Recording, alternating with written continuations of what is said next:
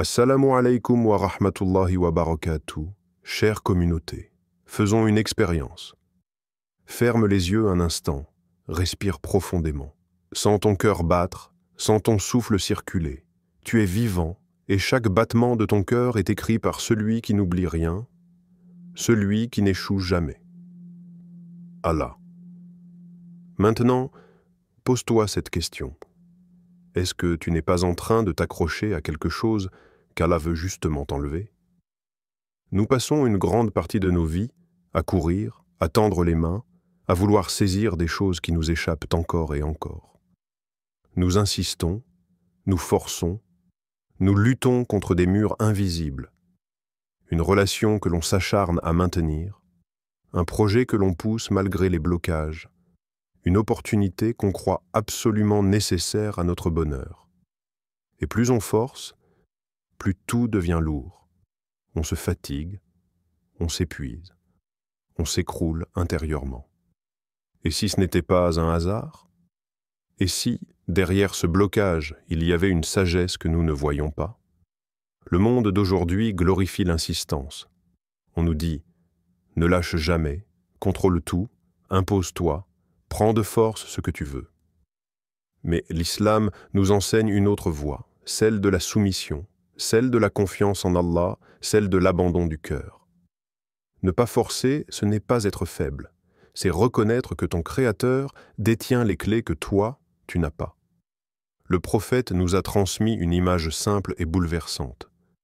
Si vous faisiez confiance à Allah comme il se doit, il vous accorderait votre subsistance comme il l'accorde aux oiseaux.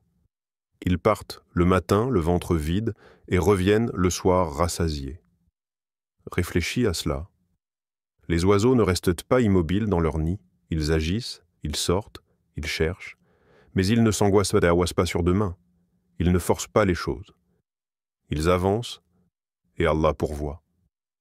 Toi aussi, tu es invité à vivre ainsi, à faire ton effort, à poser tes causes, puis à dire « Ya Allah, je t'ai confié la suite ». Parce qu'au fond, ce qui t'étouffe, ce n'est pas seulement la difficulté, mais l'illusion que tout dépend de toi. Parfois, Allah ferme une porte pour te protéger d'un danger que tu ne vois pas. Tu crois perdre un rêve, alors qu'il t'éloigne d'un piège. Tu crois qu'il t'enlève une personne, alors qu'il te libère d'un fardeau qui aurait brisé ton cœur. Tu crois que ton projet échoue, alors qu'il prépare un chemin plus grand, plus pur, plus en accord avec ton âme. Mais ton impatience t'empêche de le voir. Et si tu arrêtais de courir un instant? Et si tu cessais de vouloir tout contrôler? Imagine ton cœur comme une maison pleine de bruit, de cris, de pensées qui s'entrechoquent. Tant que tout ce vacarme occupe l'espace, la paix ne peut pas entrer. Mais le jour où tu te tais intérieurement, le jour où tu laisses un espace vide, alors Allah y dépose sa lumière. Le lâcher-prise, c'est cela.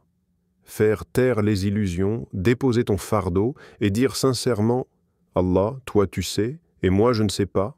Rappelle-toi, il se peut que vous détestiez une chose alors qu'elle est un bien pour vous, et il se peut que vous aimiez une chose alors qu'elle est un mal pour vous. Allah sait, et vous ne savez pas. » Sourate Al-Baqarah 216. Ce verset est une clé. Il vient détruire l'orgueil de l'homme qui croit tout comprendre, qui croit savoir ce qui est bon pour lui. En vérité, tu ne sais pas. Moi non plus. Aucun être humain ne sait. Seul Allah sait. Alors pourquoi t'épuiser à vouloir forcer des portes qu'il a fermées?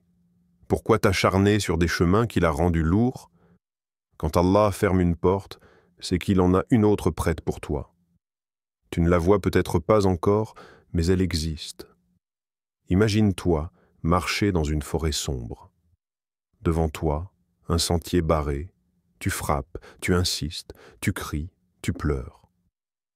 Mais derrière toi, un autre chemin s'ouvre silencieusement et tu ne l'entends pas parce que ton regard est fixé sur ce qui est fermé. Voilà ce que nous faisons avec nos vies. Nous pleurons sur ce qui s'éloigne au lieu de tourner nos yeux vers ce qu'Allah prépare. Ne force rien. Apprends à observer les signes.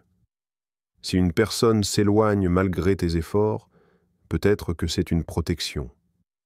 Si un projet bloque malgré tes prières, peut-être que c'est une direction.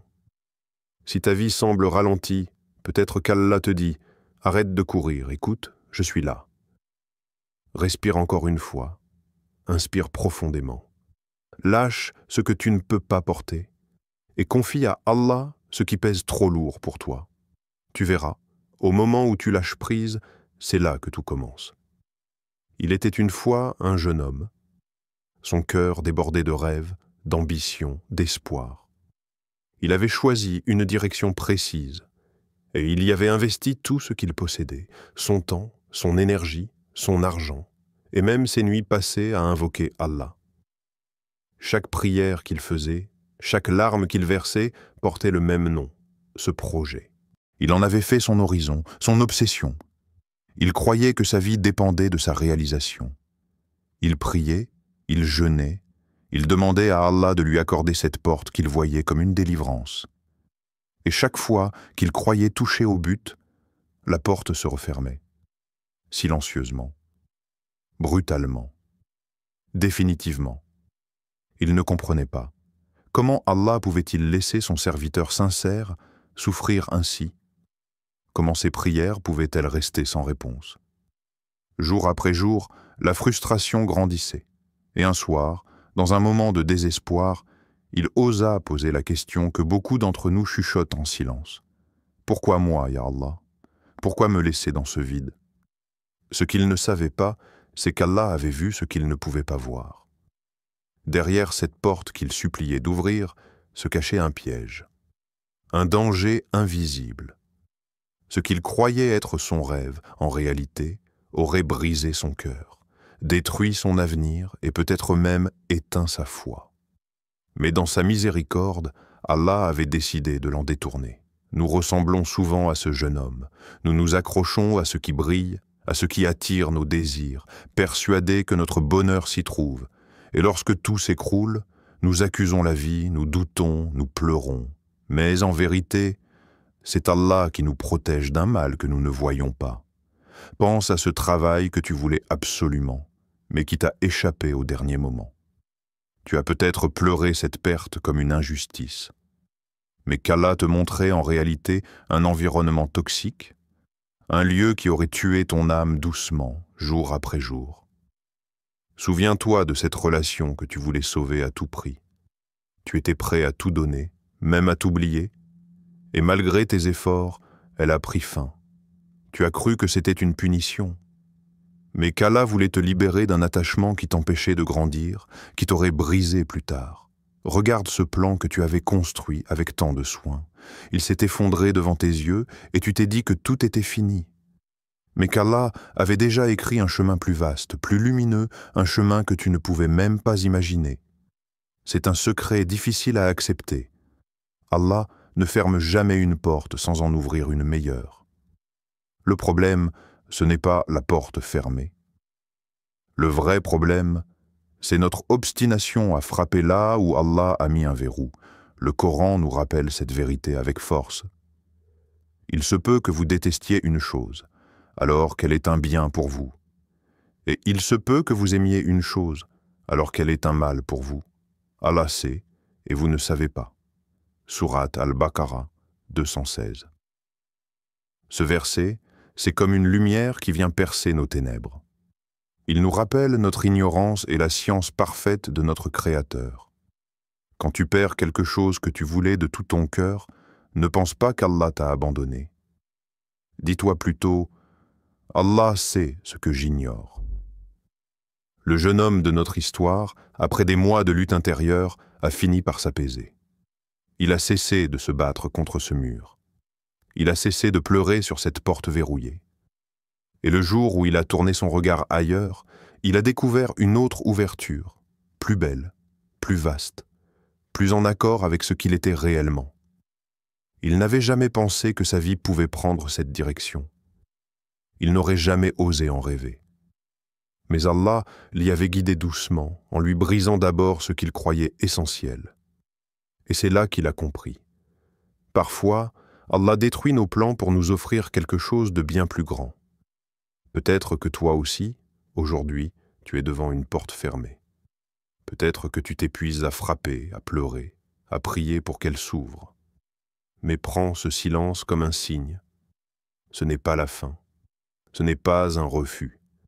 C'est une redirection. C'est Allah qui te dit « Attends, j'ai mieux pour toi ».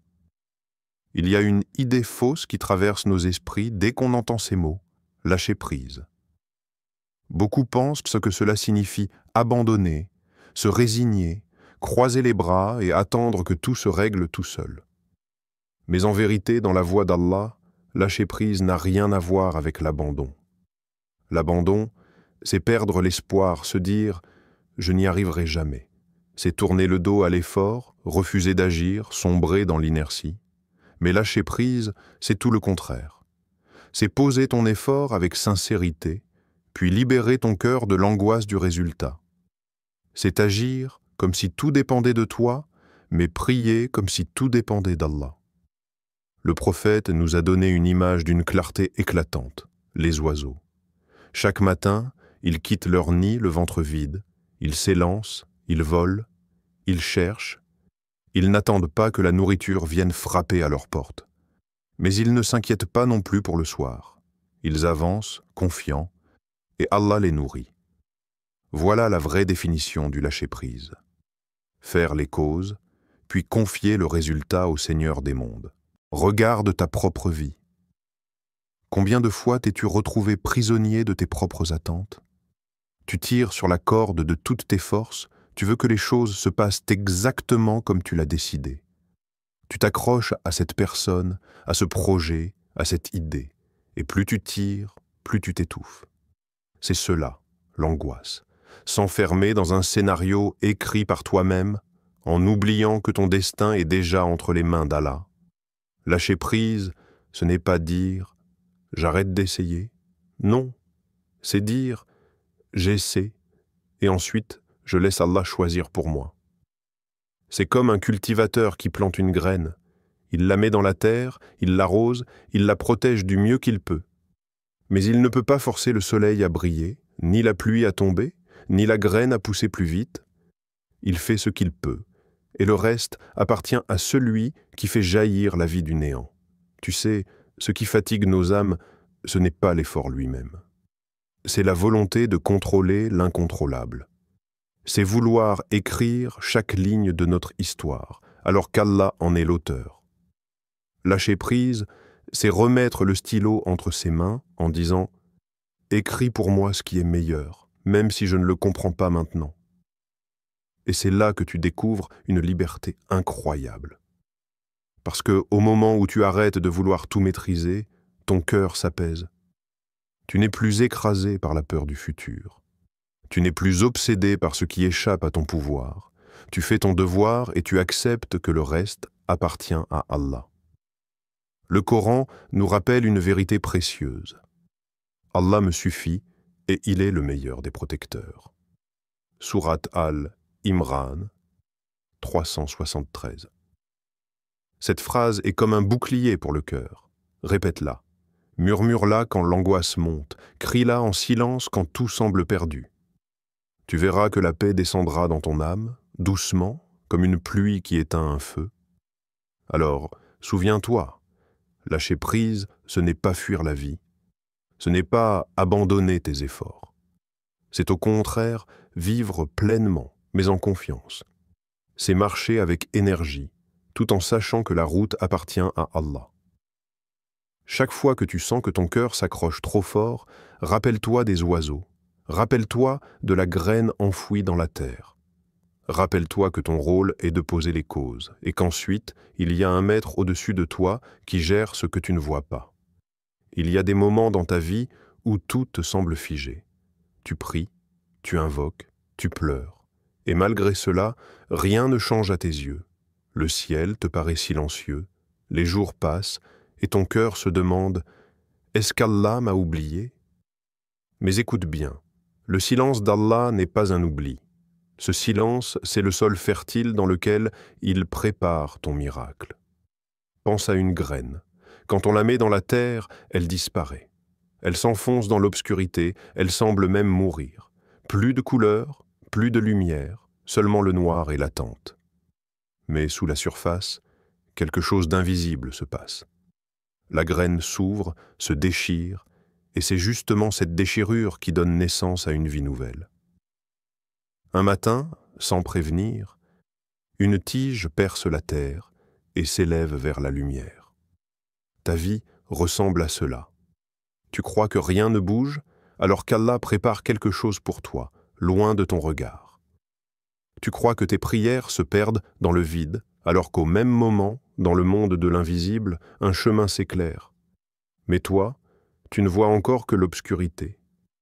Allah n'oublie jamais une larme versée pour lui. Il n'oublie jamais une prosternation faite dans la solitude de la nuit. Il n'oublie jamais un cœur brisé qui s'en remet sincèrement à lui. Seulement, il agit avec une sagesse qui échappe à ton impatience. Les miracles d'Allah naissent souvent dans le silence. Regarde la pluie. Avant de tomber du ciel, elle se forme dans un secret invisible, au milieu des nuages. Regarde l'enfant dans le ventre de sa mère. Pendant des mois, il grandit sans que personne ne le voie. Regarde ton propre cœur. Il bat sans que tu y penses, dans un silence parfait. Tout ce qui est grand commence dans l'invisible. Alors pourquoi crois-tu que ton invocation n'est pas entendue? Pourquoi penses-tu que ton attente est vaine? Peut-être qu'au moment même où tu doutes, Allah est en train de poser la première pierre de ce qui changera ta vie. Peut-être qu'au moment où tu pleures, quelque chose bouge déjà pour toi, ailleurs, sans que tu le saches. C'est notre impatience qui nous trompe. Nous voulons tout de suite. Nous voulons que la graine devienne un arbre en une nuit. Mais Allah est le maître du temps. Et ce qu'il prépare est toujours plus solide, plus profond, plus parfait que ce que nous imaginons. Le Coran nous rappelle cette vérité dans un verset presque caché que beaucoup ne méditent pas. Il se peut qu'Allah crée, après cela, une issue. Sourate At-Talaq, 65.1. Regarde ces mots. Il se peut. Même quand toi tu crois que tout est fini, Allah peut créer une issue. Même quand tout semble vide, même quand le chaos t'entoure, Allah peut créer une sortie, une lumière, un chemin. Ton rôle, c'est de patienter, de continuer à arroser ta graine par la prière, par l'invocation, par la confiance. Et un jour, sans prévenir, la lumière percera ton obscurité. Et tu comprendras pourquoi il fallait attendre, pourquoi il fallait le silence. Parce que Allah n'est jamais en retard. C'est ton impatience qui est trop pressée. Regarde l'histoire des prophètes. Tous, sans exception, ont connu la douleur avant la lumière. Ils ont été brisés avant d'être élevés, éprouvés avant d'être délivrés. Leur chemin n'a jamais été une ligne droite de facilité. Et si Allah les a fait passer par ces étapes, comment croire que toi, tu pourrais être épargné? Regarde Youssouf alayhi salam. Jeté dans un puits par ses propres frères, vendu comme esclave, accusé à tort, enfermé dans une prison obscure. À ce moment-là, qui aurait imaginé qu'il deviendrait ministre d'Égypte, que son nom serait honoré des siècles plus tard? Mais c'est dans l'obscurité du puits et dans la solitude de la prison que son cœur s'est forgé, que sa foi est devenue indestructible. Regarde Moussa alayhi salam, arraché de sa mère dès la naissance, rejeté par son peuple, poursuivi par un tyran impitoyable. Il a connu la peur, l'exil, la fuite dans le désert, et pourtant, c'est lui qu'Allah a choisi pour parler directement avec lui au mont Sinaï. C'est lui qui a libéré un peuple entier par la permission de son Seigneur. Sa brisure a été le prélude à sa mission. Regarde Muhammad sallallahu alayhi wa sallam. Orphelin avant même de connaître son père, privé de sa mère enfant, élevé dans la pauvreté. Plus tard, il a été persécuté, rejeté, insulté, trahi par ceux qu'il aimait. Il a vu ses compagnons torturés, il a enterré de ses mains ses propres enfants. Mais c'est lui qu'Allah a choisi comme sceau des prophètes, comme lumière pour l'humanité entière. Tu vois le fil rouge? L'élévation vient après la fracture. La proximité avec Allah naît souvent dans les moments où tout s'écroule. Quand il brise, ce n'est jamais pour humilier. C'est pour arracher les illusions et ramener le cœur à son véritable appui. Nous, les êtres humains, nous nous accrochons aux gens, aux projets, aux possessions, comme si notre force dépendait d'eux. Mais Allah, dans sa sagesse, détruit parfois ces appuis fragiles pour nous rappeler une vérité simple. Tu n'as besoin que de moi. Alors, si aujourd'hui tu es brisé, si tu pleures une perte, si tu sens que ton monde s'écroule, rappelle-toi, tu es sur la même voie que les prophètes. Tu es en train de traverser ce moment où Allah casse les murs que tu croyais solides afin de bâtir une forteresse plus pure. C'est dans la brisure que naît la relation profonde avec ton Seigneur. C'est dans les larmes que naît la foi véritable. Et c'est dans la solitude que naît l'intimité avec Allah. Les prophètes ne se sont pas plaints de leur sort. Ils n'ont pas dit « Pourquoi moi ?»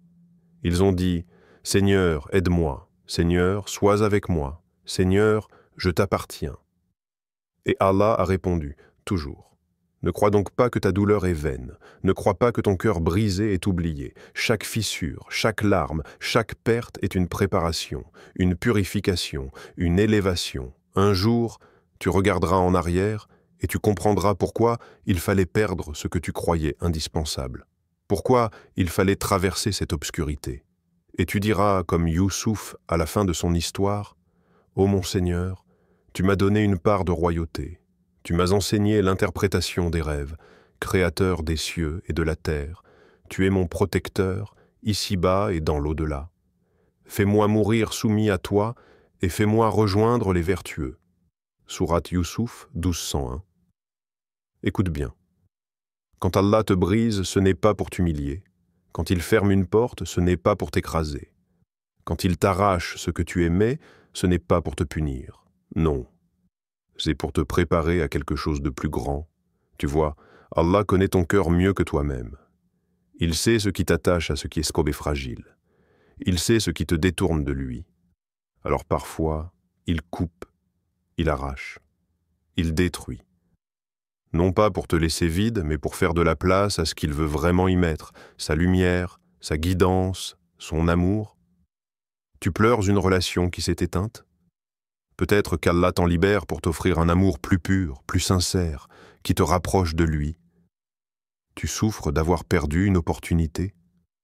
Peut-être qu'Allah détourne ton pas pour te confier une mission plus noble, un rôle plus grand que tu n'aurais jamais imaginé. Tu cries dans ta solitude? Peut-être qu'Allah veut que tu le retrouves avant de retrouver qui que ce soit. Ne confonds pas la douleur avec la punition. Ne confonds pas la perte avec l'abandon.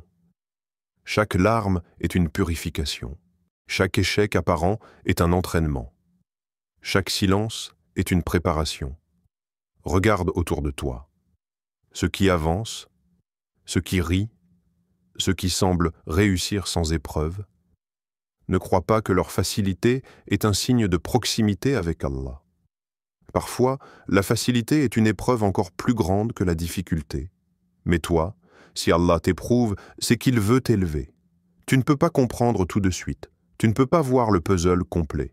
Mais le jour viendra où tu regarderas en arrière et tu diras « Alhamdulillah pour chaque douleur, car c'est elle qui m'a ramené à Allah. » Alors, tiens bon, ne baisse pas les bras dans l'obscurité. Ne laisse pas le doute ronger ta foi. Rappelle-toi cette promesse divine gravée dans le Coran. Avec la difficulté vient, certes, la facilité. Sourate Ash-Shar 94, 5 à 6.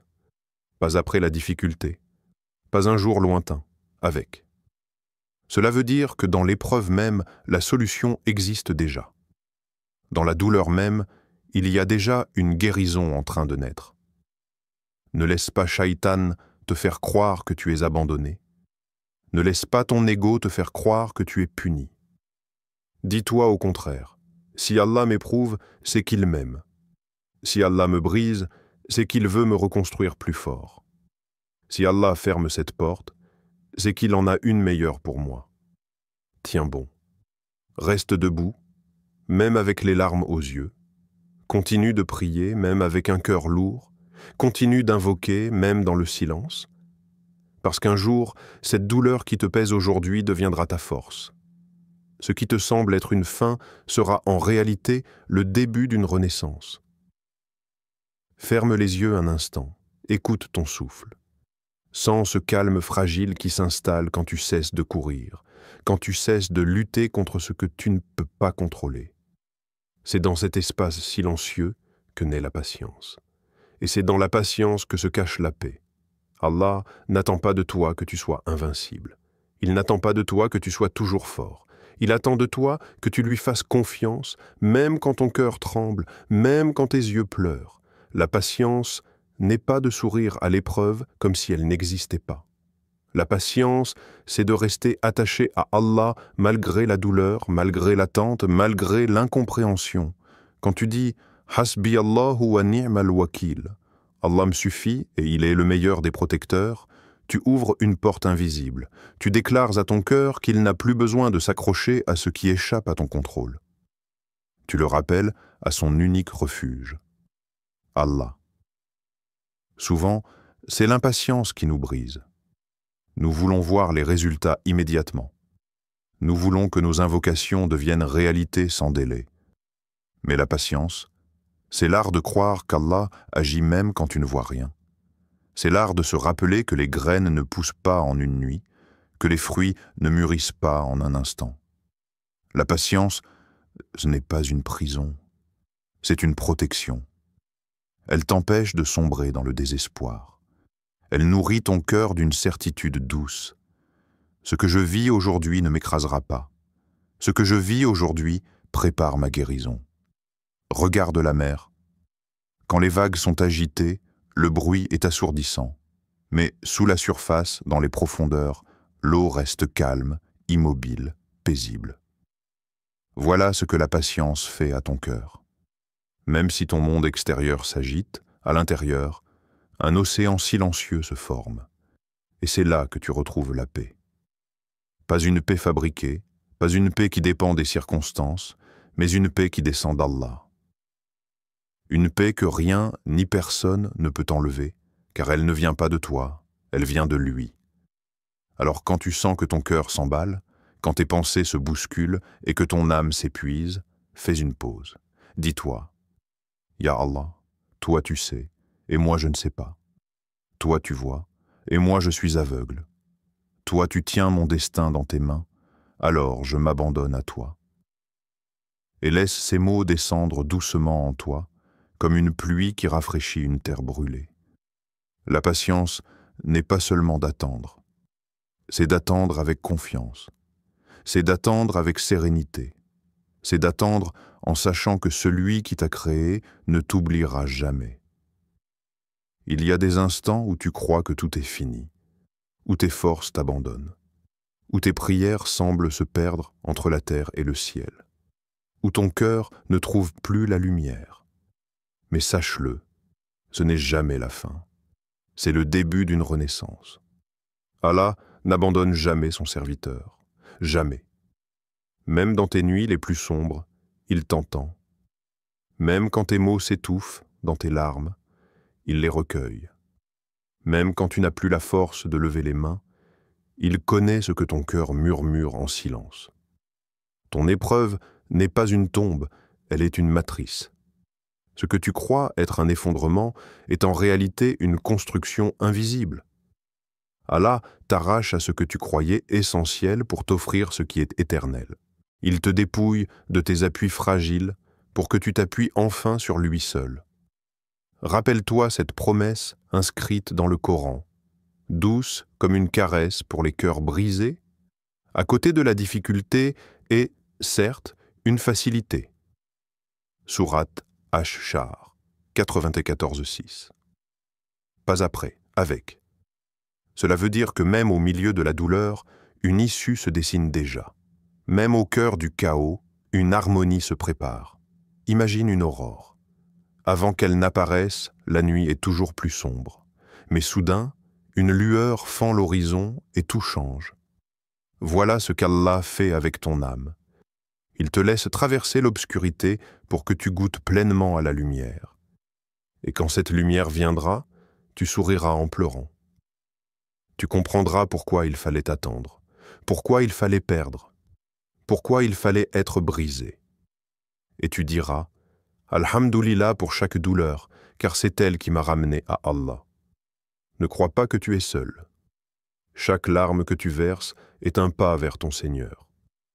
Chaque silence que tu traverses est une écriture invisible de ton destin. Chaque brisure est une préparation à une élévation. Un jour, tu regarderas en arrière et tu comprendras. Allah ne t'a jamais quitté. Il écrivait ton miracle en silence. Alors relève la tête, essuie tes larmes et marche. Parce que Allah est avec toi. Parce qu'il t'écrit une renaissance. Parce que derrière cette épreuve, c'est une lumière nouvelle qui t'attend. Alors, ne laisse pas ce moment passer. Mets un like pour soutenir ce rappel. Abonne-toi à Voix du Tawhid pour recevoir d'autres rappels puissants qui allient foi et lucidité. Et partage cette vidéo, car peut-être qu'à travers toi, Allah guidera un cœur et sauvera une âme. Qu'Allah vous protège, vous élève et vous accorde la victoire dans ce combat invisible. Wassalam, alaykum wa rahmatullahi wa barakatuh.